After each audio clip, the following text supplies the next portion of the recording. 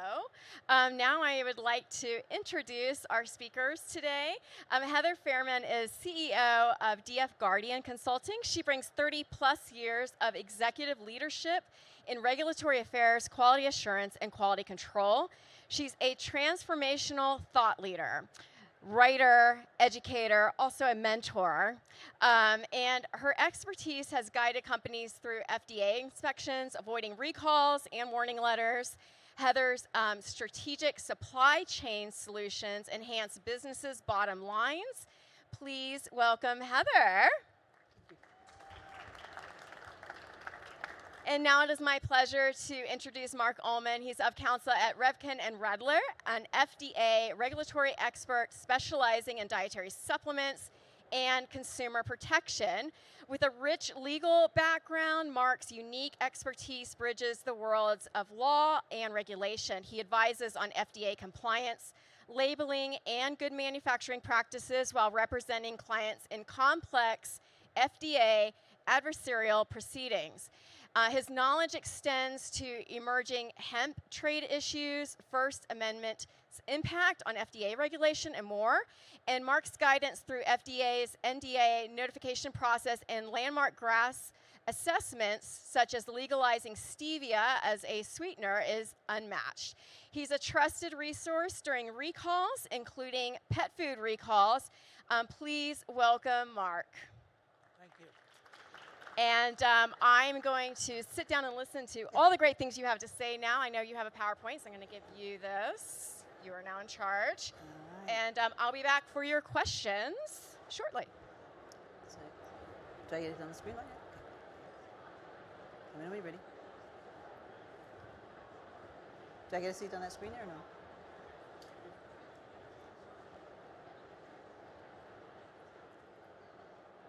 All right. Hi, everybody. We're just going to go through a couple of slides, just kind of rudimentary, just to familiarize us with the regs, information that you'll get so you're not searching too far.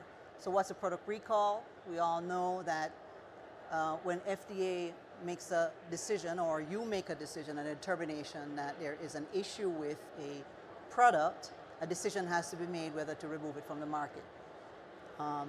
You also want to know that market withdrawals and stock recoveries do not take the place of product recalls. That's a different level of determination.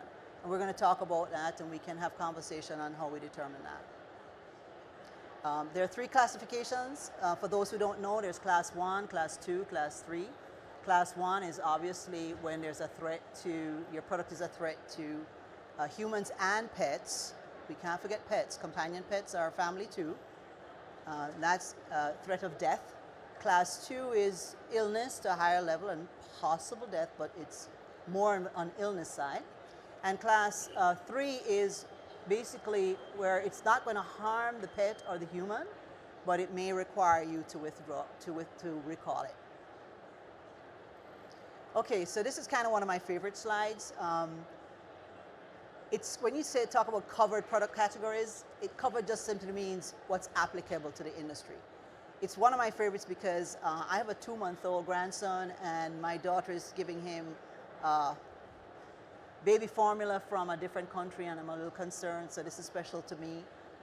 But you can see that in every picture there are humans, right? And that's deliberate, because at the end of the day, our products are ingested by humans. This is the regulations. Again, you're going to get this. Some of you may not know. Sometimes it's really hard to navigate FDA's page.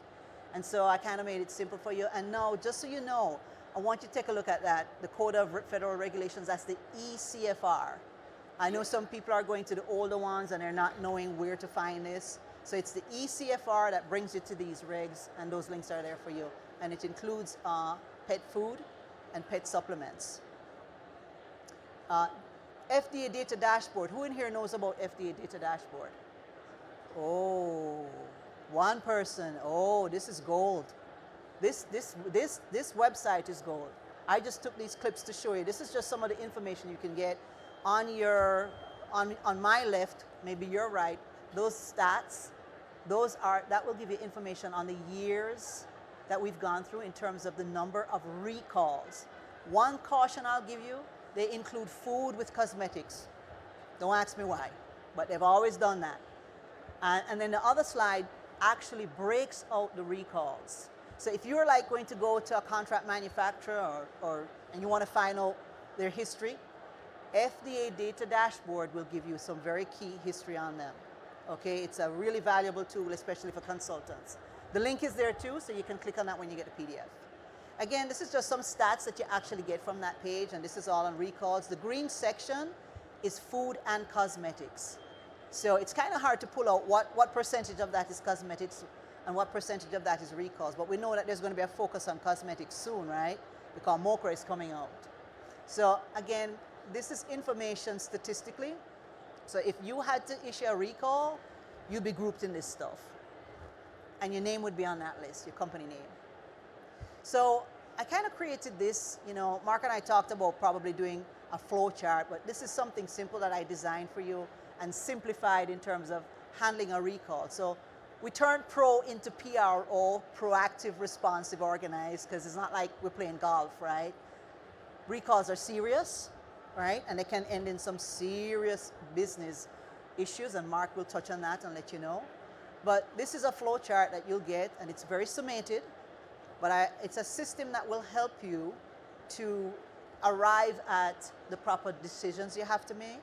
And if there are any quality people in here, I can tell you the first thing that you don't do is don't panic.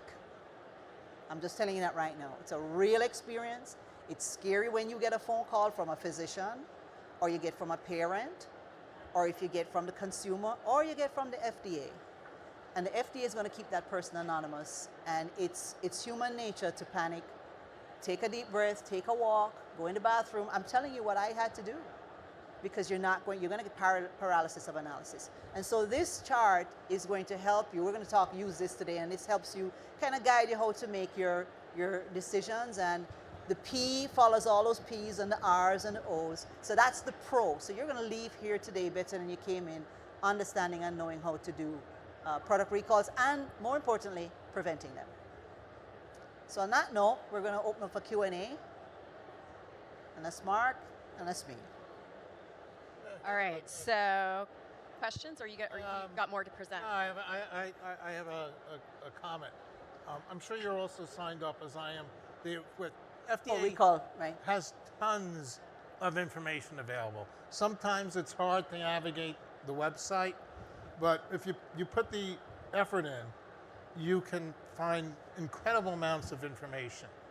But I noticed yesterday, I must have received a dozen recall notices from companies that, in the food area. There were a couple of medical devices, but the vast majority of the recall notices I saw yesterday related to undeclared major allergens. Mm-hmm. And you know, in my experience, and I assume yours, that's the single most frequent reason that you end up dealing with a recall that's going to take you down into that class 1 area. Yeah, and you know, Mark, as Mark said that, allergens are actually one of the driving reasons why FSMA was even modernized. That's one of the biggest problems that we have, undeclared allergens on product labels. And that's the #1 recall issue that we've seen over the years, and even in our experience. I'll tell you an experience I had. We had a graham cracker cookie burst on one of our protein powders. And it was supposed to be free from wheat, soy, and the whole 9 yards. And we had it was actually not free from any of those. And the marketing group forgot to update the label. We actually got a call from a consumer that said, hey, you know, you're saying you're free from soy, but you have this graham cracker on there. We actually, out of an abundance of respect for the consumer, we chose to do a recall. FDA actually called and said it was very nice of us. We didn't have to do it. And it turned into a class 3 recall, and it took us a week to get it off the market. But we kind of scored points with FDA. So a lot of discretionary decisions have to be made in terms of teams. Anybody has a recall team? Who has a recall team? Right. Oh, go ahead, Mark. It's you know, as you were going through the slides, I'm thinking again how everything is related within your quality program. And if you're working to comply with good manufacturing practices, and that you're in a position to understand what's going on, what you need to do, and to be a pro and be able to deal with a recall as in a manner that shows you know what you're doing. I work a lot with Heather. She mentioned she's a consultant. She's a GMP expert. We always tell our clients, have a recall SOP. Yep. And that may be, to me, Heather, I just got a request for one yesterday. It's the probably the single most important thing to being a pro at the recall, to knowing what you're doing, even if you've never had to do a recall. You want to have an SOP that gives you the roadmap. And we just gave you the roadmap on there. That slide, that's a flow chart. It's broken down. And when we say pro, that's literally what we mean, being proactive, responsive, and organized. Because if you're not, you're either going to not make a recall, and then you're going to have FDA step in and mandate a recall. On the FISMA, they can do that. But the longer you take to make your recall is the more issues you're bringing on yourself. What would you both recommend? What's the most effective and proactive way to communicate to your customers about a recall? Like, what's the best way to go about that? So FDA actually has a requirement for that, and it's part of your effectiveness checks. And you have to have, have a recall plan. A lot of people get confused about between a recall plan and what's a recall strategy. So a recall strategy is a part of your recall plan. Within that recall strategy, you have to go through your distribution list. That's how you notify your customers, and FDA has everything set out. They literally have letters that go out to your consignees and tells you structure on how to let them know you're issuing a recall. Now, you only get to that point when you've determined that you have to recall and you have dialogue with FDA. And by the way, they messed up the whole thing with now you have multiple district leaders, coordinators in FDA, so you really have to know who you really have to know who you have to talk to. So that's the best way, Amy. The distribution list, and there's documentation that FDA has frameworked as templates for you to write. I think going to that question, we have the form letters, but I think when you conclude you need to do a recall, I was going to say there are two, but there are probably 3 phone calls you should be making, maybe 4.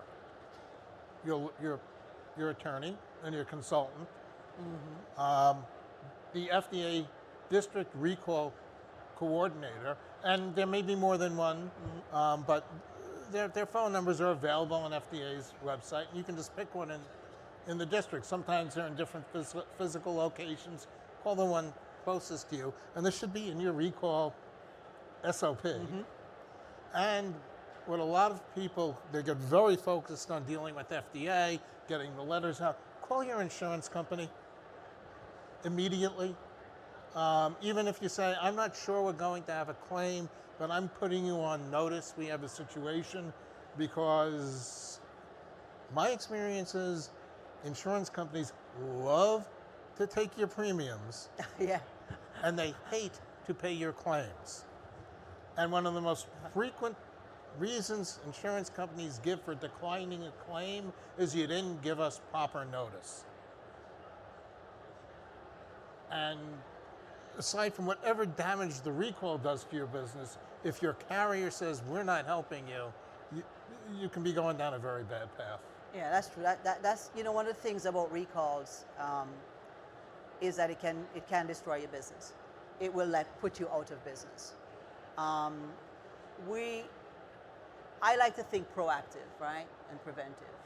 And so part of what you want to do as you set up your recall plan, and as Mark said about your insurance company, make sure you have your product liability at the right amount that will cover the worst case scenario. And have conversation with your insurance carrier on your product liability, because that's key. I have a question for Bill Bucott. Is that all right? Well, Bill Bookout. had a question. He was waiting. You had a question? I have a You asked question a question. for you. I'll bring Bill the mic. Okay. So Bill Bookout is, if you don't know him, he's with NASC, talking about pets. What's your question, Yeah. Mother? So my question is, Bill, I saw recently that there were like about 13 pet food and pet supplement recalls. You know, can you share a little bit about how the frequency of that? Because it seems to be growing. Yeah, the most frequently occurring recall in pet products is salmonella. Salmonella positive test in a pet product, because they go in the house and there's potential human interaction, even though the particular strain might not be identified or potentially harmful or hazardous to the animal, it's a guaranteed class 1 recall. There's no gray area, so salmonella in pets is extremely important in your FSMA SOPs and risk hazard analysis, preventive control. Salmonella, that's I think the #1 recall. There was just one earlier this week by a fairly major brand. Well, that kind of micro-contamination is an automatic class 1 recall across the board. Yeah, that's right. Human products also. Yep. No. You know, and salmonella, micro is really challenging. I don't want to get too deep into the weeds, but it's really one of those situations where you can't argue with FDA. No. Because the thing about micro is it's not going to be uniform throughout the products that are impacted. Just the way these colonies grow, you could have 90% of your product test clean and only 10% of product be affected by the colony. And FDA is going to say, because you're not putting the salmonella into a blender and uniformly distributing it throughout your products, once you get the positive test, you're into a recall situation. A really good point, Mark, because you can have hot spots, As a- very yeah. difficult Yeah. to isolate and identify. So you usually wind up, Yeah. The whole batch, the whole lot. It's all. Any pathogenic Yeah, that's right. contamination, Yeah. err on the side of Yeah. caution. Because those hot spots will kill you, because you'll find a spot and get negative, and then you'll miss a hot spot and you're putting product out there that's going to kill somebody. Absolutely. Same thing with human food. My question for you is, you mentioned, don't panic. Nobody likes the R word, right? And Yeah, right. you don't panic. Could you talk a little bit about the benefits of rehearsing through mock recall? Oh, sure. Preparation. Great. Yeah, we were And- going to touch on that. Great. I'm Yeah. glad you brought that up. So, Bill brought up a good human point, and something I don't want us to negate. Mock recalls are really, really, really essential in terms of being prepared, and thanks for bringing that up, associating it with being panicked. I had a client who I had to actually have her pull off the side of the road and do breaths with. That's how panicked she was. So what mock recalls do is you literally you're controlling the environment, you're controlling the mock recall, right? So you can control the human level of your panic or your adrenaline. So FDA typically requires that they don't have it necessarily mandated, it's mandated in pharma, where you run through maybe annually. So you pick a product, and the way to do it is don't design it. Design the plan and the strategy, take your recall procedure, select one product at random, and imagine, you can even go as far as having somebody from another department call and say, hey, this is so-and-so, we have an issue in our hands. One product I'll tell you, you must make sure you run through a product recall is raw material. You know why? If the raw material supplier says, we have an issue, we have E. coli, what we just shipped you is a problem, and you've done a conditional release, which is a no-no, gone ahead and run through your manufacturing, now you have a recall, Mark will tell you the issue that happens is that there is an argument between who issues the recall. Is it the raw material supplier, or is it you, the brand owner? And Mark, you want to share what happened recently? I mean, the trend now, FDA used to take into account business considerations. It's important. If you're a brand owner and your manufacturer is telling you, I've got undeclared allergen or I got a positive on E. coli, I need to recall everything with this ingredient that I sold you.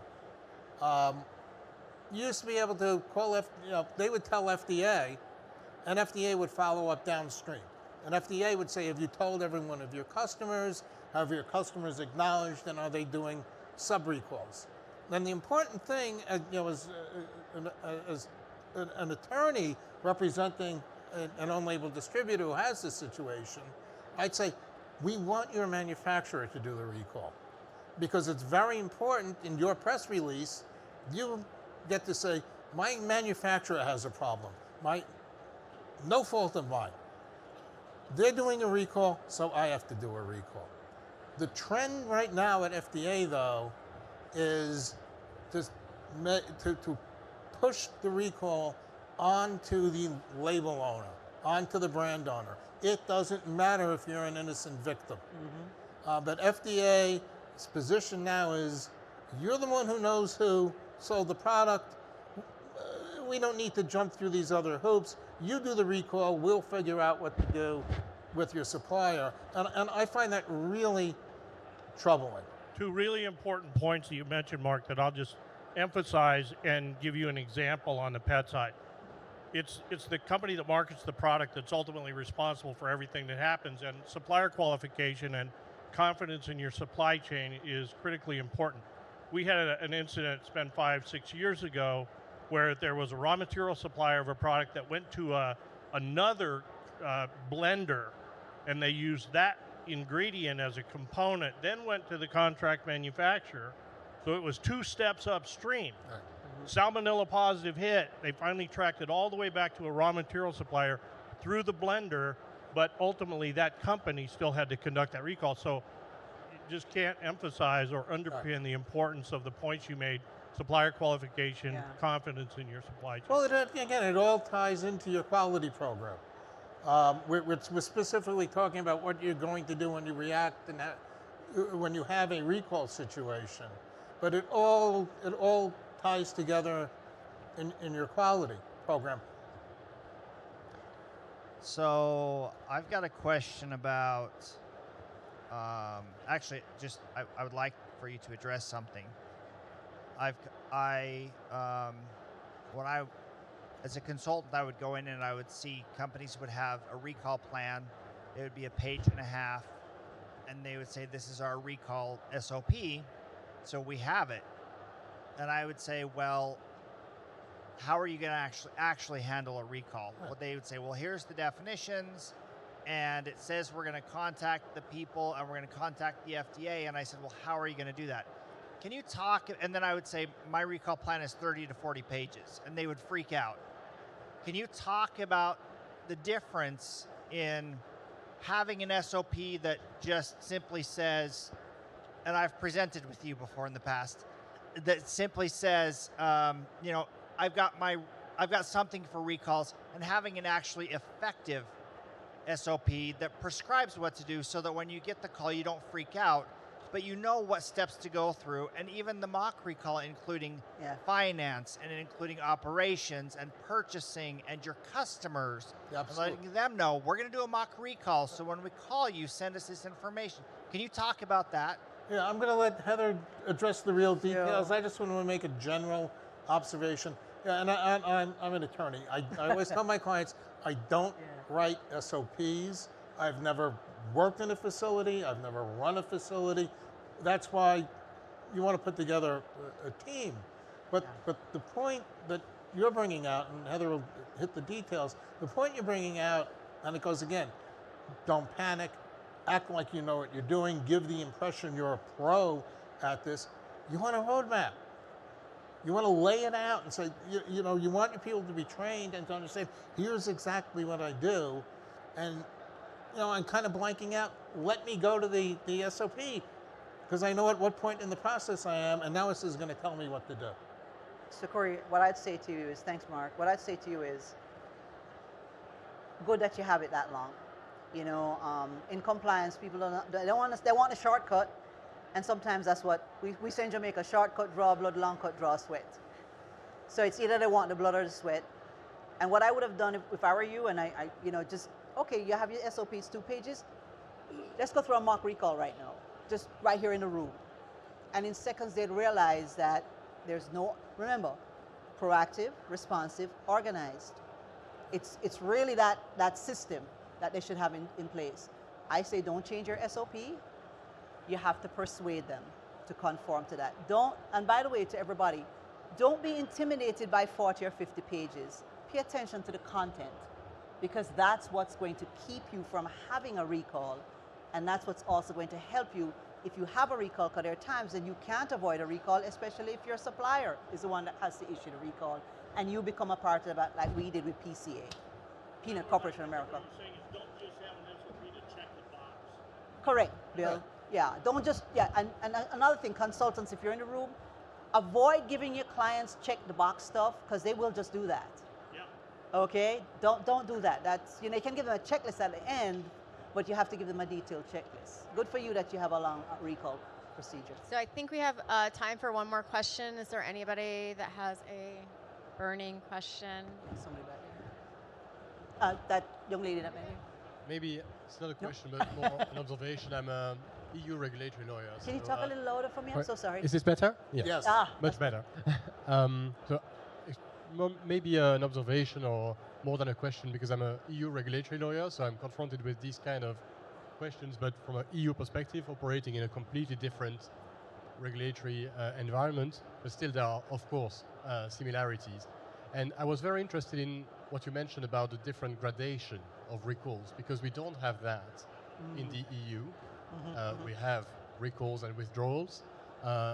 It's already a pain at times to get to where we want to get with the authority. So I was curious to know a little bit more about that gradation and whose responsibility it is to determine which category a recall will belong to, and whether you negotiate that with the authority. That's a good question. I don't know how much time I have. I'll try to answer it in as 2 minutes. Okay, You're on the clock. That's a real test for me, but here's what I suggest you do. How we do that is, in the United States, initially, companies are at a voluntary discretion to decide, but they're given criteria, and the criteria is based on, is your product meeting its specs? There's a lot of investigation and testing that has to go on to make the final determination. And then based on that, you have to know how is that product going to affect the consumer in the field, based on the class 1, class 2, class 3, because you'll get it in the definitions. However, you may submit that to FDA, and FDA may change your classification based on their review of your investigation. Right. So ultimately, it's really the company that decides and determines, but FDA does have final determination. They have the option of having final determination when it goes in. Excellent. You did that in 1 minute. All right, yeah, I'm doing good. All right. Well, thank you everybody for joining us today. Thank you, Heather and Mark, so much. And I'm sure that they will answer your questions if you're hanging around afterwards. Definitely. And hopefully we will see you at 5:30 at the Naturally Proud Network event too. So thank you. Here's Mark's info. You want to take a snapshot? And here's my info. All right. All right. Thank you.